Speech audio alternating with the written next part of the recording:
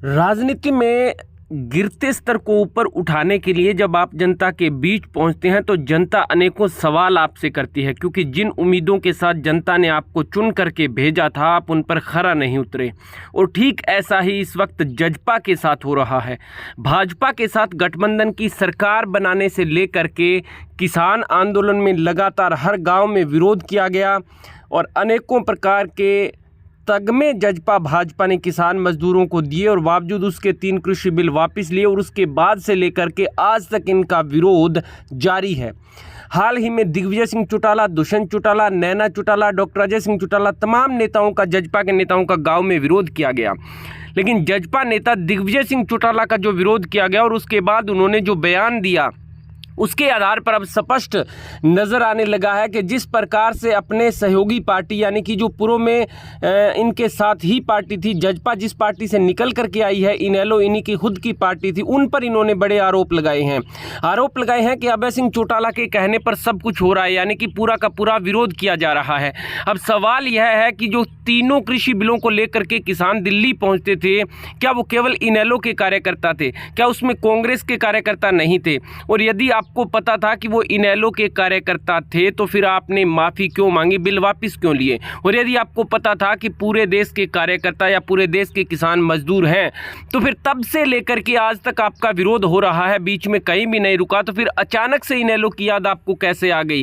कैसे आपको अभय सिंह चौटाला नजर आने लगे? क्योंकि हर जगह आपका विरोध किया जा रहा है, पहले भी किया जा रहा था, आज भी किया जा रहा है और हो सकता है आगे भी कुछ किसान संगठन मिलकर के लगातार विरोध जारी रहे। जब तक आप मिल बैठ कर के बात को नहीं सुलझा लेंगे तब तक उनमें मन में जो द्वेष है वो आपके सामने रखते रहेंगे। तो क्या इंडियन नेशनल लोकदल पार्टी जिस प्रकार से बाउंस बैक कर रही है, क्या किसी के कहने पर दिग्विजय सिंह चौटाला जो है अभय सिंह चौटाला को टारगेट करना चाहते हैं, उनकी छवि को खराब करना चाहते हैं और जजपा की जो छवि इस समय जनता के बीच बनी हुई है उस जैसी छवि को वो बनाना चाहते हैं? और क्या वो इसमें सफल हो पाएंगे? यह बहुत बड़े सवाल हैं जो जनता जानना चाहती है, क्योंकि दिग्विजय सिंह चौटाला ने सीधा सीधा हमला बोला है अभय सिंह चौटाला पर और कहा है कि अभय सिंह चौटाला ने पूरी इस घटनाक्रम के उनके जो कोठी है वहाँ पर वो लोग पहली रात गए थे, मिल बैठ कर के बातचीत हुई, पैसों में डील हुई और उसके बाद उनका रास्ता रोका गया। ऐसा नहीं है, क्योंकि किसान मजदूर लगातार भाजपा नेताओं का भी विरोध कर रहे हैं।